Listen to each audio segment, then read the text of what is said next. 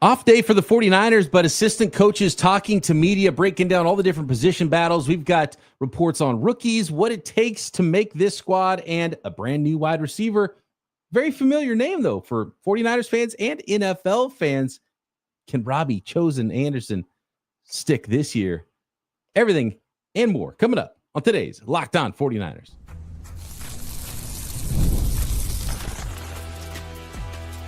You are Locked On 49ers, your daily San Francisco 49ers podcast, part of the Locked On Podcast Network, your team every day. Welcome to Locked On 49ers. Brian Peacock and Eric Crocker at BD Peacock at Coach Crocky. Thanks, everybody, for making us your first listen here on the Locked On Podcast Network, your team every day. Love our everydayers. And if you're new to the program, welcome. And I hope you subscribe on YouTube and everywhere you get your podcast. And I hope you stick around with us as we break down the San Francisco 49ers daily here on Locked On 49ers. 2 extra podcasts coming per week. More on the 49ers squads that will be coming to the network here. It's going to be a whole lot of fun. And Croc and I will be involved in those shows, as well as some other special guests and a 49ers alumni that's got rings, Croc. He's got rings, Croc, just like you. You got your ring around? I always like it when you show off your ring. It's always within arm's length, I feel like, when you're doing a podcast. San Jose SaberCats champion Eric Crocker put some respect on his name. There we go. I have the box here, but it's empty. My daughter must have stolen it and did something with it. She likes to play around with my stuff. I try to tell her, don't play with Daddy's championship ring, but I guess she thinks that everything is, it's within limits for her. I hope she didn't take it. It's around here somewhere. I hope she didn't take it to school and trade it for like some sour straws or something. Oh man, she's a sucker for candy chips, so I wouldn't be put it past her. 49ers assistant coaches talking about a number of subjects.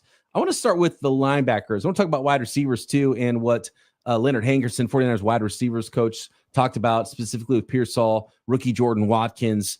49ers signed a new wide receiver, more on Robbie Chosen Anderson back with the Niners. The Niners released a wide receiver to make room for Robbie Chosen. But I want to start with linebackers because I think it's the most intriguing position right now on the team. The defensive side of the ball, a lot of young players, a lot of battling and jockeying for positions. I think we're going to really see this. This is probably the most important week of camp, Croc, with the Denver Broncos coming to town and the joint practices. And the joint practice is more important, in my opinion, than any of the preseason games. And unfortunately, the joint practices aren't televised. I wish they were. And so it's going to be a whole lot of fun this week. But linebackers coach Johnny Holland, longtime coach, well-respected coach, talks about the philosophy and talked about how he looks at draft evaluations. And when he's tasked with looking at all these players in the draft, it was very similar with Dee Ford and Nick Martin. And the reason they're 49ers is because the thing you can't teach, Croc, what can you not teach? You can't teach height, weight, and speed. Well, weight a little bit, but height and speed. You can't really teach that.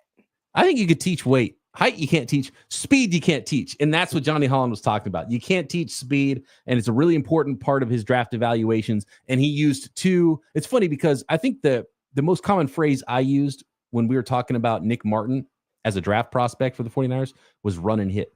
And he used that exact same phrase. He said, you can't teach speed, so you're always looking for guys that can run and play violent and can hit. And he really emphasized hit too. And that's what Dee Winters has shown throughout camp. He turned away the opportunity to compare these guys to Dre Greenlaw because he thinks Dre Greenlaw is one of the top 3 linebackers in the NFL, Croc. And Fred Warner is one of the other top 3 linebackers in the NFL. So there's only room for one other guy on Johnny Holland's list of top 3 linebackers in the NFL when healthy. So he didn't want to compare Dee Winters and Nick Martin. Who is that other guy? That's got to be Roquan Smith, I would imagine, right? Okay. Yeah. I think he's a pretty easy one right now. Used to be Bobby Wagner. I don't know who else would be. I think Zach Bond had a nice year. Might be top 5 right now, but he's kind of a one-year wonder. Changed positions, changed teams, and he's been utilized a different way. I think Edgerrin Cooper could be in that conversation very soon for the Packers going into his second year. He needs to be a really good player in the NFL. But Dee Winters and Nick Martin, You can't teach the speed, and he loves how they both play with violence, and they're not just run, but they're run and hit linebackers. And I think what's very interesting about it is he talked about Sam, and he was asked, like, basically, who's going to play Sam? Are you going to give Nick Martin a shot to go play Sam? Because so I love the kind of the in between, the stuff that maybe the coaches, when they speak, aren't really thinking about, and like the read between the lines part of it, because basically they're asked, like, oh, is Nick Martin maybe going to get a chance to play some Sam? And he didn't say, well, Nick Martin might win the starting job at will, so he can't play Sam if he's starting at will. He didn't say that. He's like, oh, well, it's really hard. I mean, it's hard enough for rookies to come in and learn one position in the NFL. But he did say, we want to have the best three on the field, and so they're going to try to find some ways maybe to get Nick Martin working at Sam, which made it sound like, okay, Dee Winters kind of winning that will linebacker job. But as of now, Nick Martin hasn't been working at Sam. So for sure, something to be looking for.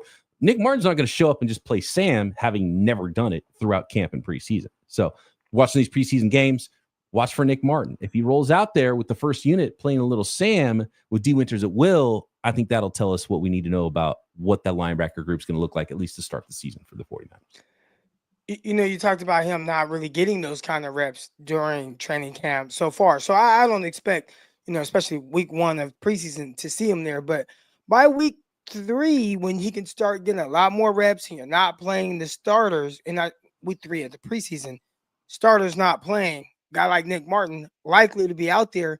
Now you can kind of put him wherever you want. You want him to continue getting reps at the other backer spot, or do you say, you know what, you're going to get all of these reps at Sam. We don't quite care exactly. I mean, we care what it looks like. We want you to look good, but we know there may be some lumps. But you're going to get all the reps. We're going to coach up on the fly in this live action. That may be his best opportunity to potentially win that Sam Becker spot. When you're projecting 53-man rosters, Croc, I think right now it was already in pencil. I might put it in ink that second-year, 7th-round pick Tatum Bethune, I think, is making this team, and I think he's middle linebacker number 2. And the reason I say that is because Johnny Holland said how good of a communicator he is, how he plays with instincts, working in the middle of the field at middle linebacker. And I think that's really important, because if, God forbid, knock on wood, if something happens to Fred Warner, you need someone who can call the defense and have a green dot on his helmet. And it really felt like Johnny Holland had some really nice things to say about Tatum Bthun, about how smart he is, being able to handle that role, which is so important at that position. And you got to have guys like that on your roster. So you might, at this point, lock in Tatum Bthun as a 53-man roster winner for the San Francisco 49ers. Communication instincts, and you can't teach speed, but you can teach weight. And he talked about maybe changing his body a little bit, how much he's worked, and playing a little quicker. And he said it's really big for, especially going into the second year, and how guys can cut out bad habits and learn how to be a pro in the NFL and change nutrition, and workouts are just different because now you're a full-time professional at the sport and you don't have to worry about other stuff. And Tatum Bthun might be playing even a little quicker than he was when he was coming in as a rookie last year. And he also said that Tatum Bthun has taken some reps at Sam, strong side linebacker there. So I don't know what to think about the Sam position and who's even going to play it. That's one of the first things I'm going to be looking for when the 49ers line up in those preseason games. But Bthun has taken some reps there. Holland was borderline glowing about Bthun and his smarts and his ability to have the green dot there for the 49ers at middle linebacker. So I really liked what I saw from Bthun last year. So I think you might be able to lock him into the 53-man roster. You know, I think for me, it's looking at the linebacker position as a whole and just how inexperienced that group is outside of Fred Warner. I think there's a lot of guys that we're intrigued about and have high hopes for, especially taking that next step, especially Dee Winters. When you watch how he's flying around training camp right now, that was exciting to see when I went out there and watched the 49ers. But you kind of go back years and you're thinking of a guy like Navarro Bowman, right? Think about all what you were expecting. This is a guy out of LBU, right? Linebacker University, Penn State. And it's like, man, I know, like, this guy is going to kick some butt. He's going to be a terrific linebacker. Well, he didn't have to come in and start day one and didn't have the pressure of guys like Nick Martin and kind of Dee Winters not starting day one, but kind of Nick Martin and kind of what that conversation is, and then Dee Winters with not as much starting experience as well. There was a guy by the name of Takeo Spikes starting next to Patrick Willis when Navarro Bowman showed up. So just think about like that kind of starter there, right? Just Takeo Spikes, he started a bunch of games in the NFL, was a terrific linebacker, a little bit longer in the tooth at that point, right? Just a little bit older when he had signed with the 49ers, but a lot of starting experience. You were comfortable with that. And then you can let the Navarro Bowman development happen more organically, as opposed to now. It's like, yeah, there's Fred Warner, which in that time would be comparable to like Patrick Willis. And then next to him is like, well, got a bunch of young guys just duking it out. So I like the thought of that. And again, I continue to talk about just opportunities. 49ers, linebackers, receivers, there are defensive line. There are a ton of opportunities for guys right now, but it's not as ideal when your hopes are a playoff push. When you look at the schedule the 49ers have on paper right now, and it may change by week 6, but it's the easiest schedule on paper in the NFL. Like by the numbers, easiest schedule. So you would hope that, hey, this is a team that's going to win double-digit games. But you want to be a real double-digit games when it comes to the postseason. You want to get into the dance. I think the toughest thing for the 49ers is how much development can we get from these younger guys that we're going to have to count on for a late playoff push if we're going to have that playoff push.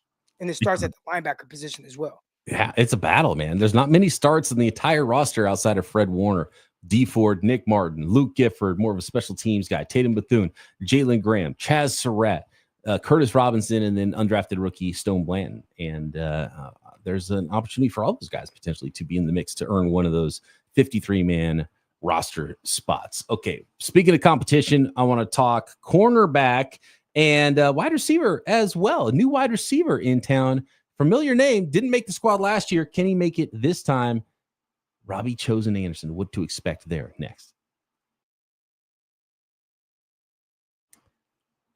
This episode of Locked On 49ers brought to you by 5 Hour Energy and the new transfusion flavor. Time to fuel up and turn it up with 5 Hour Energy Transfusion. It brings the bold grape, ginger, and lime flavor of your favorite golf drink, minus the alcohol, into a quick, energizing shot. Whether you're sinking birdies, whether you're just making memories, hanging out with your buddies on the course, this is a hole-in-one beverage, right, for your energy game. Let's be honest. Some days on the course or off it, you need that extra boost to stay sharp and energized. And golf is all about good times with good people and good flavors on the course. And the grape, ginger, lime flavor gives you the best transfusion. I don't know if you have had the transfusion crock on the golf course, but it's all the rage, man. It is the most popular drink now on the golf course, the transfusion. And if you go to 5hourenergy.com today, that's the number 5hourenergy.com, you can use our promo code LOCKEDONGOLF to receive 20% off your order. This offer is only valid until September 30th on one order and cannot be used with other promotions. The code is not good on subscription orders. Whether you're meeting up with friends, turning 18 holes into 36, get the energizing boost you need to power through. Order transfusion flavored 5 Hour Energy shots. Code Locked On Golf today.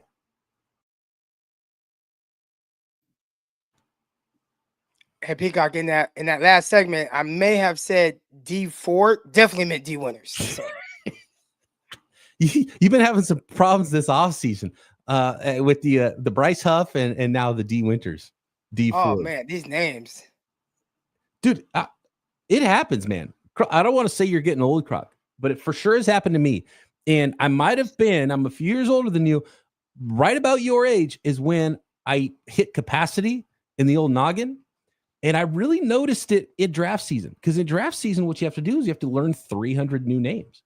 And there's not room for 300 new names and scouting reports in my dome. And so I started forgetting other stuff. I think that's starting to happen to you right now. Oh, man. Yeah, I feel it. Like, and the crazy thing is I can pull a name like Takeo Spikes, I had no idea I would mention that name today. We're just talking about the linebackers. I'm looking at the group. A lot of inexperience, definitely different than Patrick Willis, Takeo Spikes, Navarro Bowman. So I can pull Takeo Spikes' name out of nowhere, but I mess up Dee Winters and Dee Ford. And when I continue to say Dee Winters' name, wow. I definitely cannot throw stones at you for that. 49ers wide receiver coach Leonard Hankerson speaking on a few subjects. He was not asked about Robbie Chosen Anderson. I don't believe that signing was official when those interviews happened. But Robbie Chosen Anderson, he's been a big-time player in the NFL. Was a superb downfield threat. His biggest season, I think, came in 2020. So it's been a while since Robbie Chosen Anderson was in his prime. I always want to call him Chosen Anderson. It's actually Robbie Chosen, I think is what he's gone with. He's changed his name so many times because he was like Robbie spelled Robby, and then it was Robbie at some point, or maybe those were flipped. And then he went to Robbie, and then I think he went to Chosen Anderson, I swear. And then he went to Robbie Chosen because he wanted Chosen to be on the back of his uniform.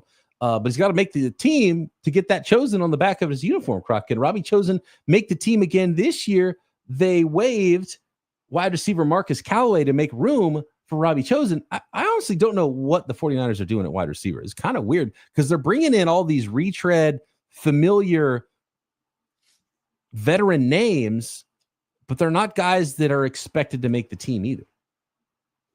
The fan base continues to want Keenan Allen, Amari Cooper, those guys. And it's like, don't get upset when you see a guy like Robbie Chosen be signed by the 49ers, because those are the kind of guys that they're going after right now. Guys that when you hear that name, right, and you guys can all answer this in the chat, how much expectations do you have for Robbie Chosen to make the roster? I would say very slim, right? And I would say it's the same for the 49ers. Now, a veteran guy who understands the offense and probably could pick it up again, right? Because he went somewhere else after playing with the Niners last season. But you sign him back. Let me refresh my mind. All right, cool. Now, at least that allows you to be able to function during practice, right? Like that is a big thing that we're not thinking about when you're without, Brandon Ayuk, or you're without maybe Ricky Pearsall for a practice because you give him a rest day. And obviously Juwan Jennings, he's out. And then the rookie out of Ole Miss, he has to step away from practice right now. He's a little banged up, right? You're missing a lot of guys and you start to kind of lack continuity. And nobody likes having a practice where it just looks chaotic and nothing is working. Those are like the worst practices to have, especially as a coach. You want to be a little efficient. And what's going to help you is bringing in a guy like Robbie Chosen and saying, all right, dude, just come in, pick up the playbook. You're going to get reps because I want practice to look a certain way. And it could be here just for that. Not even to say, hey, you're just a camp body, but I think this is like a legit camp body where we want practice to look better, function better, flow better, so we can feel good about how we're installing. And I think Robbie Chosen is a guy that can do that. Something really important happened this week at 49ers practices, and that was that Ricky Pearsall had his best day of practice after getting a slow start to camp. He had the hamstring and then was ramped up slowly and had his best day and was apparently really good and clearly the best wide receiver in the last practice, which was, what is today? Sunday off day, Saturday's practice, which was practice number 9 of training camp. Pearsall had, by all accounts, a really great day and was out there making catches on every level and looking really good, which is really important for the 49ers. They need a couple of guys that they can really count on to catch passes early in the season. So they need Juwan Jennings back, and they need Ricky Pearsall to be the guy they drafted him to be in round 1 of the draft. And Leonard Hankerson was asked about Pearsall. By the way, Leonard Hankerson said something that Daniel Bullock's the corner or the DB's coach. Is he cornerback coach or DB coach? I think he's DB coach, right? Daniel Bullock. Daniel Bullock was asked about speed, and I think it was Bullock, or wait, maybe it was no. I take it back. It was Mick Lombardi, quarterback coach, was asked about who had the best arm of the quarterbacks, and he's like, I am not going to put myself in that position to answer that question and hear from the guys about it.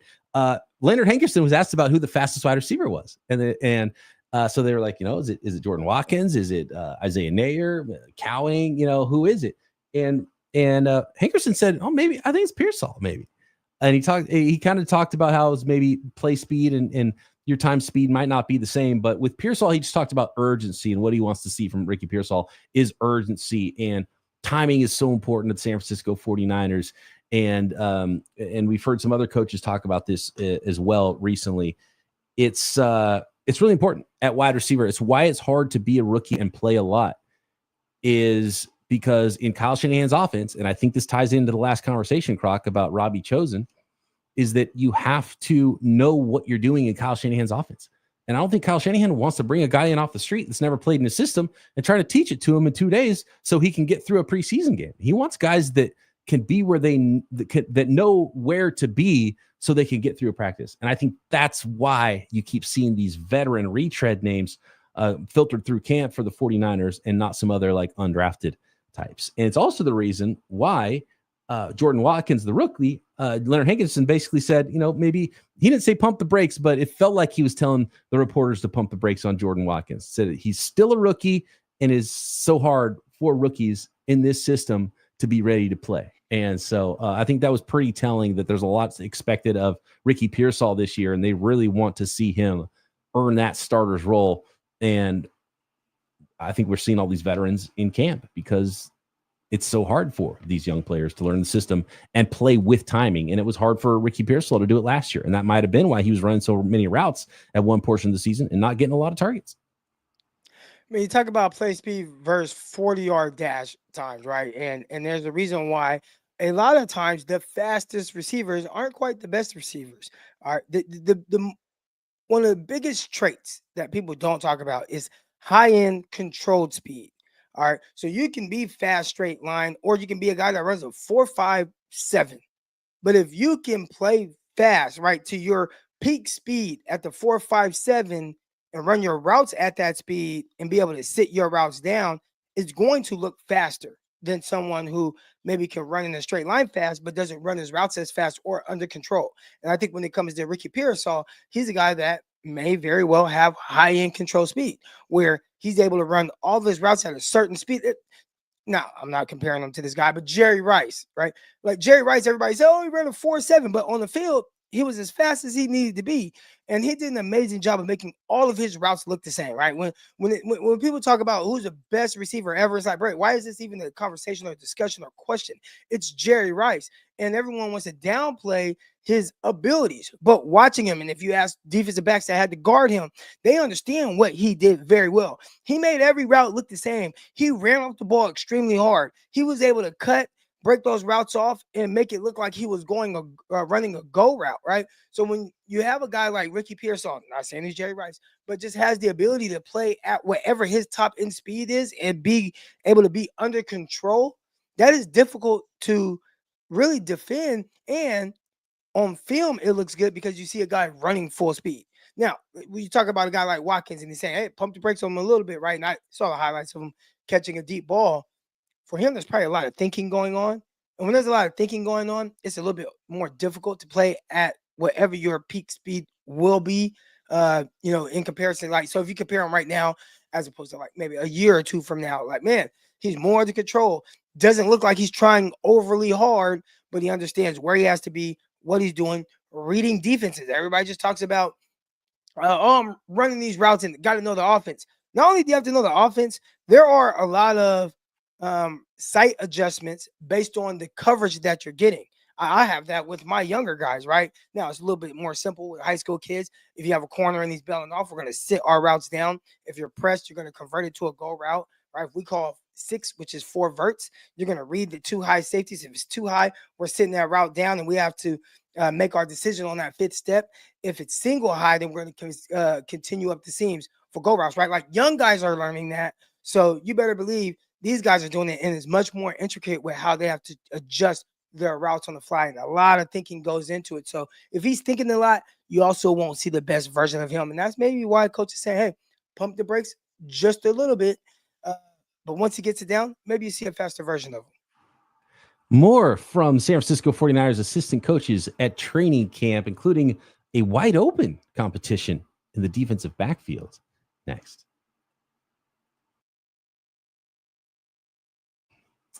This episode of Locked On 49ers brought to you by Gametime. Have you ever decided last minute, maybe you want to go head to a ball game with friends, family, get the game together, go catch a ball game, and maybe it's game day and you suddenly realize, man, I want to be in the stands. It's exactly where Gametime comes in because it's the easiest way to grab last minute tickets without the stress and get phenomenal deals up to 60% off those last minute tickets. With the money saved, by the way, on these tickets, maybe use that extra cash to splurge on food, drinks, maybe invite a bigger group with you. Gametime makes it all possible. Gametime makes buying tickets fast and simple because prices on the app actually drop the closer it gets to first pitch. And they've got incredible last-minute deals, clear seat views, and a lowest price guarantee that takes all the worry out of buying tickets. So take the guesswork out of buying tickets right now with Gametime. And if you are a sports fan, if you are a fan of concerts, if you ever want to go see shows and comedy shows, you got to have Gametime in your pocket ready to go.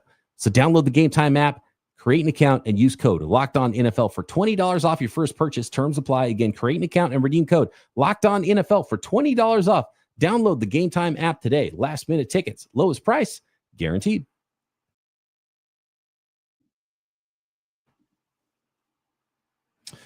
I see in the chat here, no one says Jerry Rice was a system wide receiver. You'd be shocked what some of the arguments from some young heads out there about Jerry Rice are, because they see the highlights of like receding hairline, late career, 40-year-old Jerry Rice, even though he was 1,000-yard receiver with, say, the Oakland Raiders, or his short time with the Seattle Seahawks at the end of his career.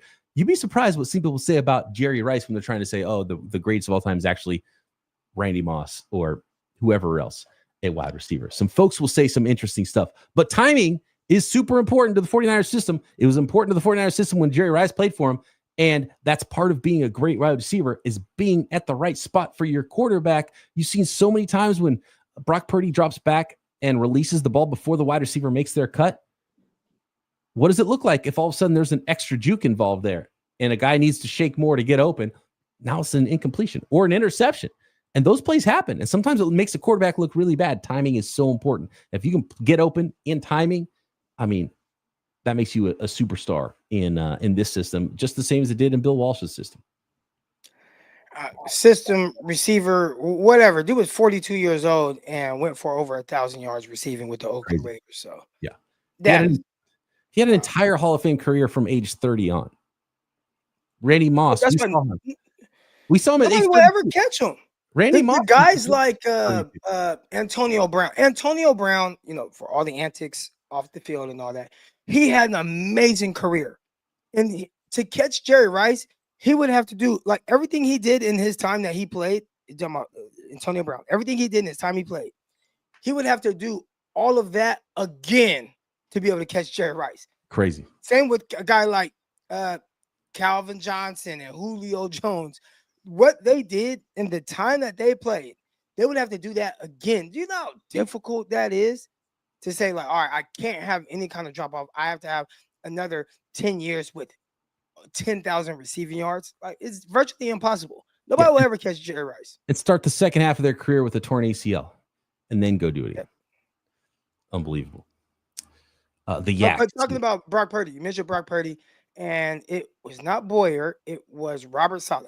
Robert Saleh gave him high praise on something. He said he is one of the best layered throwers in the NFL.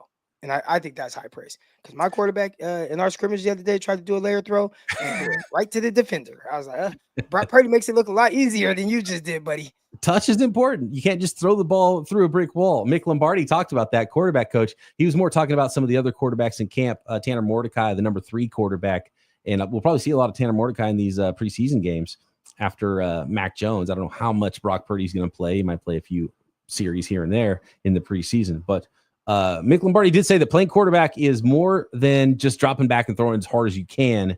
And it's something that Tanner Mordecai has been working on and sort of working on timing, working on all the small things, the layered throws and the touch. And it's funny because all the reporters were kind of falling all over themselves to talk about, and we've heard a lot of reports about how good Tanner Mordecai's arm is. And Mick Lombardi downplayed it. And I was kind of thinking the same thing. It's like, I think it's just that the 49ers haven't had a lot of big-armed quarterbacks over the years recently, because Tanner Mordecai's arm is not like a huge arm, right? And that's what Mick Lombardi said. Well, he's like, well, he's not Brett Favre or anything like that. But I thought that was funny because he was like, that 49ers just haven't had a lot of big-armed quarterbacks. And so I think you see a guy that kind of throws the ball hard and really gives effort throwing the football. Niners just haven't had that player. The Niners haven't had those big, tall, downfield, deep threat receivers, and they haven't had the big arm quarterbacks to throw to those receivers. I think we know why, because that's not what the system's all about. making the right decisions. And Brock Purdy, Jimmy Garoppolo, while they've had some of their faults, right? I mean, we saw that with Brock Purdy in really kind of some clutch situations last season, a lot pressure on his shoulders. Jimmy Garoppolo really throughout his time with the 49ers just sometimes not making the best decisions, but when they are making the best decisions and they're on, they make quarterbacking look easy. And I think a lot of people attribute that to Kyle Shanahan, but having a quarterback that has a certain mindset and ability definitely helps. And Kyle has done a really good job of finding those kind of guys. Last note I have from listening to the assistant head coach Gus Bradley he was asked about the cover 3 defense and why Robert Saleh has played less cover 3 than originally when he came to the San Francisco 49ers. And basically Bradley said the league has learned how to attack it. And you can't do one thing for very long in the NFL because people are going to figure out how to attack it, where the weaknesses are, where the holes are in whatever scheme that is, and that you have to stay ahead of the league. I thought that was interesting. And I still think that Gus Bradley is with the 49ers as much to help his coaching career and learn how the 49ers do things as it was to help the 49ers, because Gus Bradley was kind of the guy that was still playing that old school cover 3. And it's like, well, Gus, man, if you have to stay ahead of the league, what you've been doing the last 5 years while Robert Saleh is changing up his scheme, Gus Bradley wasn't as much as anybody else. So he was playing the most kind of strict cover 3 of anybody in the NFL. And then DB coach Daniel Bullock talking about the open competition with Deommodore Lenoir and Renardo Green out right now. He's like, dude, this thing is wide open. But he did have a lot of great things to say about Upton Stout and said he gets more comfortable every day with Upton Stout at the nickel, and talking about how they showed teach tape from K'Wan Williams, and actually Upton Stout has actually been in contact with K'Wan Williams as well. And we talked about that comp, and the Niners made that same comp, and they see a lot of K'Wan in Upton Stout, and Upton Stout, lock it in. He's your nickel from day one. There you go. K'Wan Williams, man, he was a dog, not a big guy at all. And I think that is what they're expecting out of Upton Stout. We talked about it. Typically, not the easiest transitions, but when you played that position in college, you come to the NFL, you have a certain skill set. That's awesome. And then when you have examples of what it's supposed to look like, and you have the ability to do what you're seeing on film from a guy that they want you to kind of replicate, that's awesome stuff right there. We had a question on Twitter.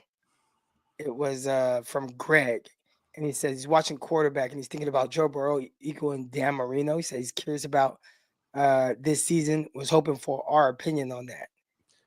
Or I guess for quarterbacks in general, because I see every day I'm seeing Brock Purdy compared to it's like, I don't know, I keep getting tagged in something. It's this ML football, or I don't know what it is, but they keep tagging me in the thing. So then I get all these responses, and I think it's one of those things to try to generate just random conversations. Yeah. And they always include Brock Purdy.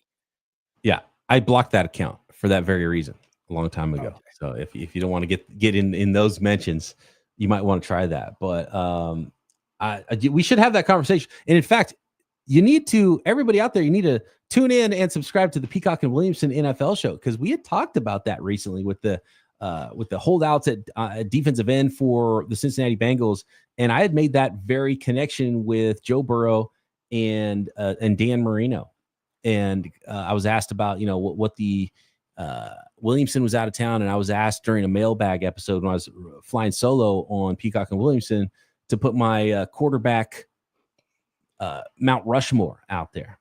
And I talked a little bit about Dan Marino there, and then bringing up Joe Burrow, I talked a lot more about Dan Marino going to a Super Bowl, losing early in your career, and then for reasons that are not your fault, but they're team building reasons, maybe you never get back there. And Dan Marino is a Hall of Fame guy, but you don't want to be Dan Marino because you want to get the ring, right? And so I think it's fascinating. I think we should talk more about that stuff, more of the quarterback stuff. And I urge all the listeners to let us know if there's any subjects you want us to hit here on the podcast. Hit us on Twitter at PD Peacock, at Coach Crocky, or in the YouTube comments. And we got plenty of time to have plenty of conversations here before the 2025 season begins. Big week. Denver Broncos are in town. Joint practices, preseason games begin. We got it all covered for you right here. Locked On 49ers.